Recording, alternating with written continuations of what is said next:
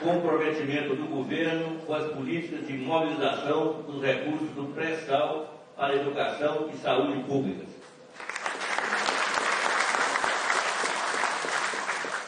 Bom, ponto 3. Tendo em vista o conturbado quadro político e risco de prolongadas negociações de cunho oportunista no Congresso Nacional, isso é uma tática para o encaminhamento dessa mobilização nossa. Considerando isso, sugestão ao governo para retirar de pauta as medidas provisórias de reestruturação de direitos sociais, abrindo-se simultaneamente uma nova rodada de discussões com as centrais sindicais e outros órgãos representativos da sociedade civil para a representação como fruto de consenso social.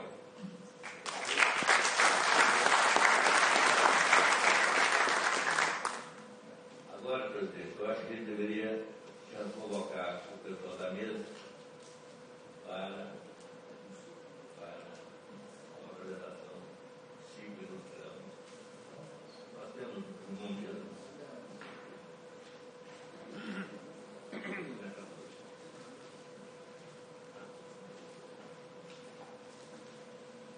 Vou começar com o doutor Reinaldo, que vai ter que sair, então eu peço que o pode assumir a palavra. Doutor Reinaldo é do CREA. Boa noite a todos, boa noite a todos que estão na mesa também. Eu vou falar 2 minutos e meio, para que eu possa aqui ser substituído pelo nosso diretor do CREA, o Fernando Siqueira, para ele ter a oportunidade de falar mais 2 minutos e meio.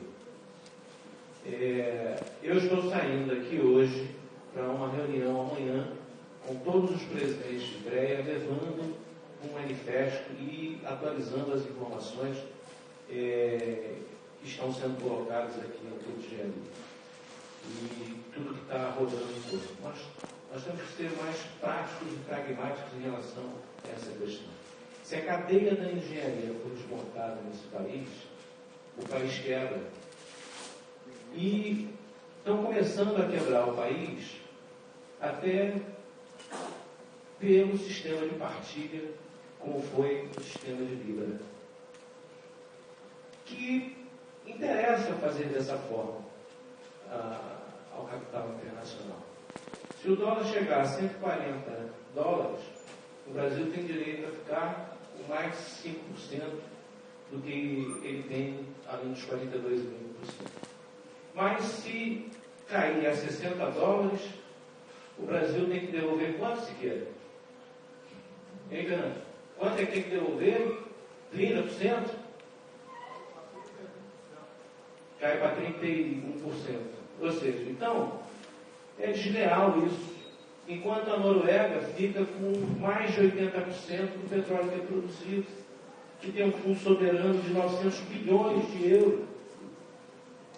E nós somos 10 vezes maior em termos de petróleo que a própria Noruega. Então, a engenharia brasileira já começou a ser desmontada. Se a construção civil cair, leva 15% do PIB. Se a produção de óleo e gás no Brasil cair, leva 13%. Só aí são 28% do PIB nacional. Então nós temos que lutar, nós temos que ir para as ruas. Já que a Rio Branco está interditada, vamos lá para a Candelária, levar o povo para a rua, para o povo poder compreender, porque só assim a gente muda essa situação de coisa. Então, meu presidente do clube, eu vou pedir à mesa, pedir licença para ficar dessa viagem a Brasília e pedir ao nosso diretor Fernando Siqueira para assumir o nosso lugar, se vocês permitirem, acusando também a presença do Dr. Benedito, que é nosso diretor. Nós temos 3 diretores do Clube de Engenharia na direção do CREA, dada a importância que nós estamos dando ao desenvolvimento da engenharia nacional a partir do Clube de Engenharia. Obrigado a todos. Muito obrigado, presidente. Uma boa viagem, senhor. Eu queria convidar o doutor Adi Damuz, por gentileza.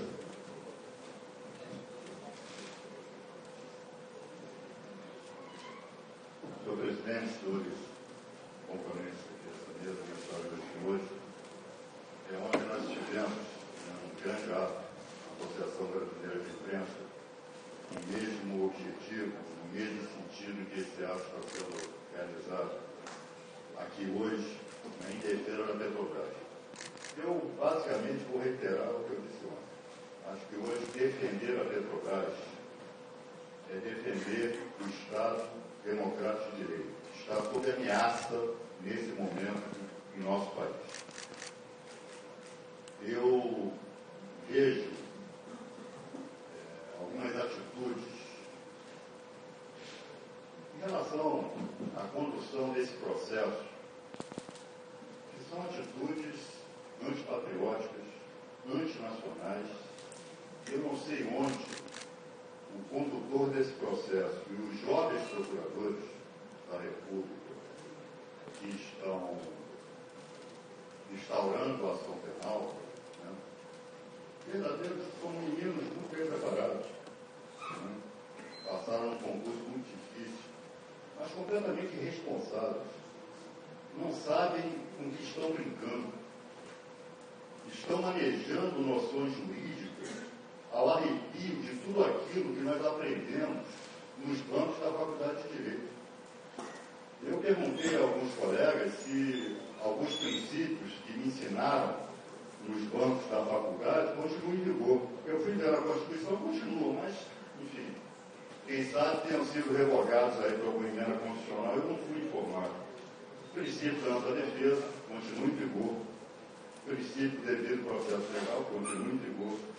O princípio de que há um contraditório em que o acusador e o acusado têm que ser ouvidos continua em vigor. E uma série desses princípios estão sendo desrespeitados na condução dessa ação penal. Se nós, na época do presidente Getúlio Vargas, que acabou levando a sua deposição, seu suicídio, né, tínhamos a República do Galeão, lá nos porões da aeronáutica, hoje nós temos a República do Ministério.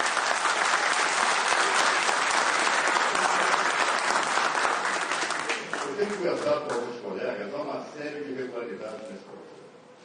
Vou começar pelas prisões. As prisões são absolutamente necessárias, preventivamente, quando a prisão assegura o sucesso futuro do processo, a efetividade do processo.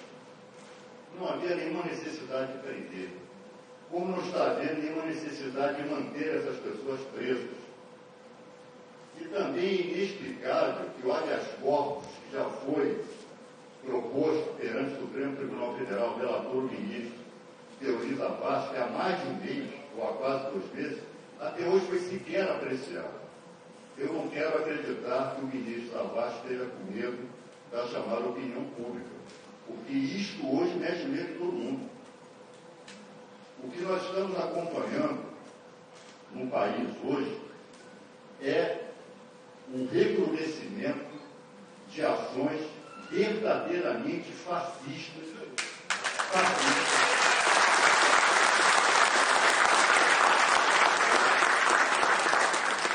que acabam sendo de forma irresponsável, incentivadas e exacerbadas por manchetes de jornais.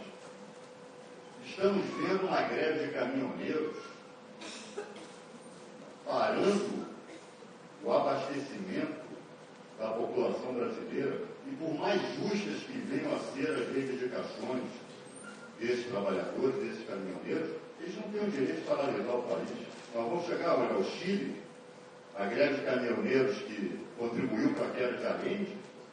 É a isso que estão querendo chegar aqui nesse país. Vimos anteontem o episódio repugnante e preocupante que o ex-ministro Guido Mantega, numa recepção de hospital, ser escorraçado quando levava a esposa para um tratamento de câncer no hospital Alberto Einstein. À luz desse cenário fascistizante que nós estamos vivendo nesse país hoje. Ora, vamos imaginar, voltando à tal Operação Lava Jato.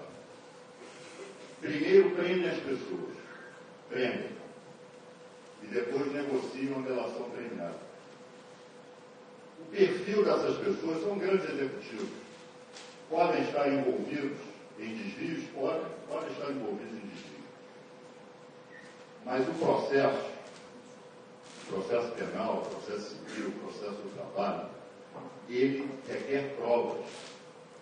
Ele requer que, com base em provas, a acusação apresente aquilo que entenda deva ser apresentado e o juiz decide com base nas provas. E provas licitamente obtidas. Essa delação premiada, da forma como ela está sendo encaminhada nessa operação Lava Jato, ela tem configurado verdadeiras vantagens.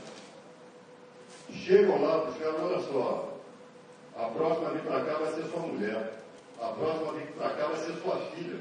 O cara canta o que eles quiserem ouvir. Dizem o que eles quiserem ouvir. E isto não é lícito na condução de uma ação penal.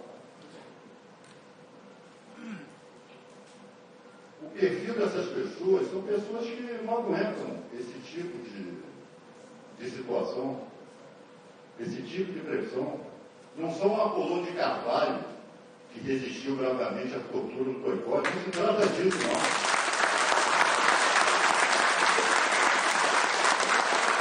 Agora, qual é o objetivo? O objetivo anunciado, né, como sempre, é limpar o país, é combater a corrupção. Né? Esse é o objetivo anunciado. Mas a forma como o processo está conduzindo nos faz supor que é um objetivo não anunciado, que é um ajuste de conta político-partidário, que é golpe. Isso só tem um nome, golpe. Golpe. Desestabilizar o país, desestabilizar o governo, e de uma maneira mais grave de como acontecia às vésperas de 64, porque 64 era um golpe aberto, um golpe militar, havia tantos nas ruas. Hoje não. Hoje, os atos ilícitos, de respeito à Constituição, a inobservâncias de normas do Estado de Direito Democrático, são praticados por órgãos estabelecidos legalmente, constitucionalmente, um juiz togado, concursado, procuradores da República. Há toda uma aparência de legalidade e de normalidade nesses atos, e acabam sendo erigidos à condição de heróis. Ontem, aquele famoso ministro que se aposentou e que se arvora de representante dos homens e de mulheres honestos aqui desse país, tenho certeza que a mim não representa, e acho que não representa os senhores e senhoras, são todos homens de bem aqui, nós não precisamos desse tipo de representantes. E agora sucedido por esse rapaz, esse obscuro juiz lá do Paraná. Eu não digo obscuro, não estou querendo menoscabar, menosprezar o juiz, não. Deve ser um juiz detentor de saber jurídico. Mas não pode paralisar o país, não pode quebrar a Petrobras, não pode levar ao desemprego milhares de trabalhadores em nome de um suposto combate à corrupção. Em nome de um suposto processo de limpeza, né, das instituições jurídicas, da vida nacional. O professor Dalma de Abreu Dalari disse há algum tempo atrás, né, não se esqueçam disso, ele dizendo para uma plateia como essa: pior que a ditadura fardada é a ditadura folgada. Nós não podemos aceitar, nós que combatemos a ditadura fardada, não podemos aceitar a ditadura de toga ou ditadura, seja lá o que for. E é isto que acaba surgindo com esse tipo de atitude, com esse tipo de descaracterização, de desmoralização dos princípios da Constituição. Convence-se a população nesse processo de ódio, de irracionalidade, né? Transforma-se um encontro rotineiro do ministro da Justiça com o advogado, que nada mais fez do que obedecer à lei. O advogado pediu a autoridade pela obrigação de receber os advogados.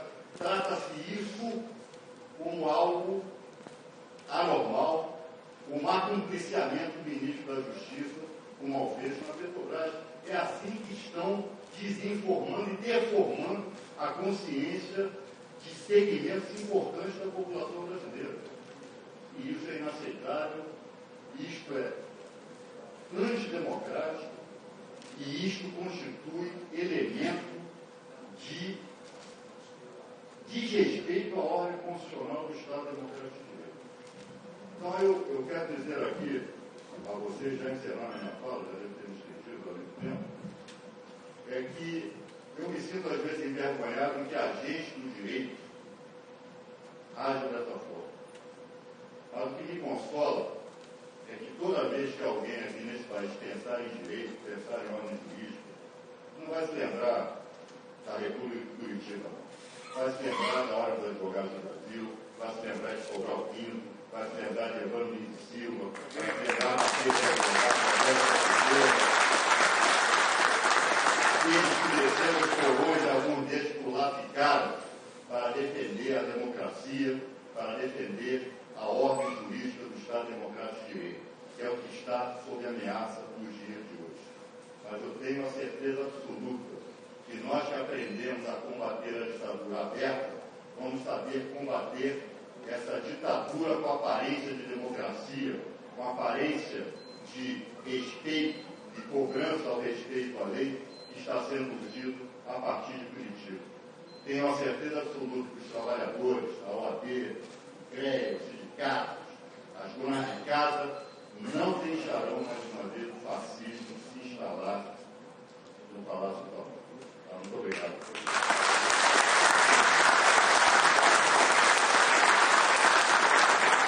Muito obrigado. Eu queria anunciar aqui a presença do Sebastião, da nova Central Sindical. Muito obrigado, Sebastião. E a presença do Clênio, do Ivaldo. Queria agora passar a palavra para o ministro Roberto Amaral.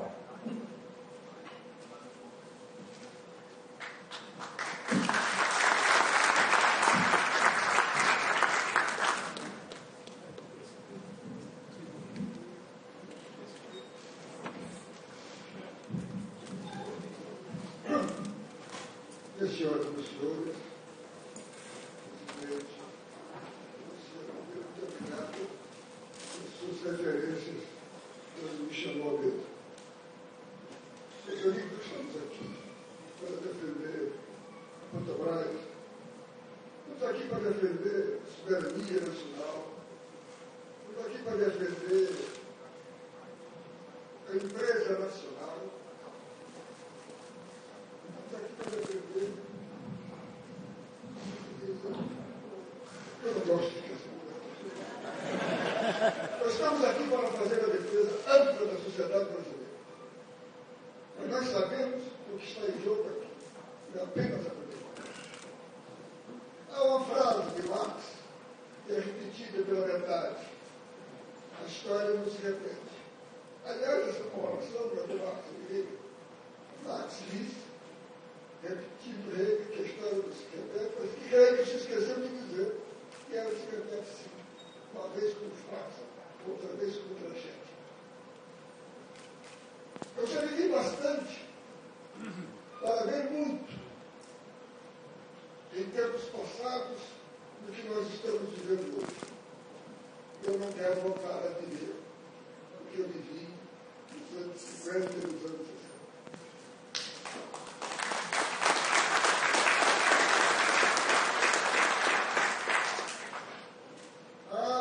O nosso país, a América Latina, foi tão recheado de insurgências militares que nós introjetávamos a noção de que só golpe militar, portanto, ditadura. Eu não preciso mais dos tanques. Os golpes se dão nos legislativos, os golpes se dão no judiciário, os golpes se dão na sociedade, os golpes se dão no encontro da direita vituperinha com a imprensa desonesta, antinacional, antipovo. Eu estou aqui com essas palavras querendo dizer que nós estamos ameaçados de um golpe. Que o golpe já houve. Nós não estamos mais no estado que a população brasileira elegeu. A direita assumiu o poder. Quem dirige hoje esse país é o conluio da maioria conservadora do Congresso com a imprensa nacional. Quem dirige hoje a política desse país não é o Palácio do Planalto. Quem dirige hoje são as 3 famílias donas da imprensa e o seu representante no Congresso, o senhor Eduardo Cunha, que está lá para impedir os avanços sociais.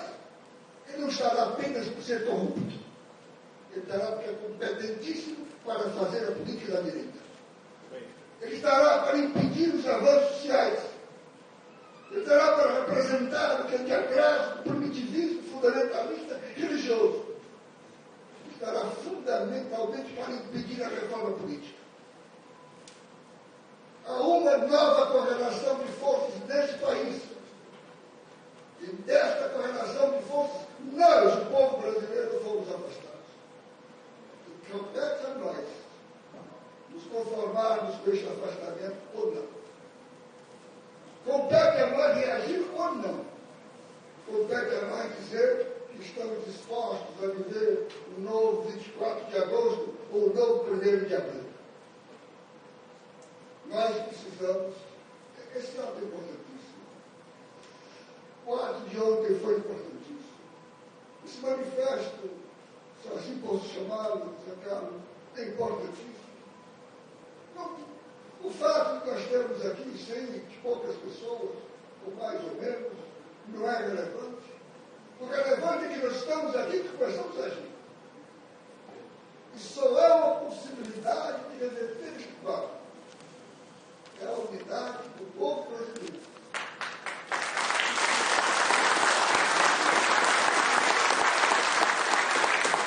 Nós saímos às ruas. Caminhar com entidades, com grupos de engenharia. Conversar com o empresariado nacional que sabe que vai ser esmagado. Conversar com os trabalhadores que sabem que vão perder seus empregos. Conversar com os estudantes que sabem que vai voltar a roxa. Conversar com as donas de casa.